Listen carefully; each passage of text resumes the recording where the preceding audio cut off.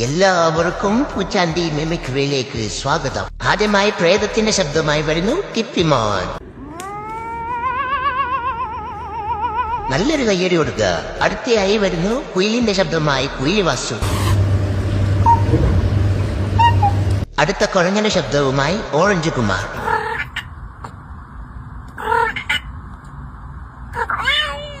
നല്ലൊരു കയ്യടി. ഇനി നമുക്ക് സ്പ്രേ അടിക്കുന്ന കേൾക്കാം. ഈ അടുത്ത തവളയുടെ ശബ്ദവുമായി തവള വാസു. ഇനി പൂവാങ്കോഴിക്ക് പേ പിടിക്കുന്ന ശബ്ദം, അവരെ പേ പിടിക്കുന്ന തോന്നുന്നു. ഇനി പ്രാവിന്റെ ശബ്ദവുമായി ഇപ്പോഴും. പശുവിന്റെ ശബ്ദവുമായി രമണൻ.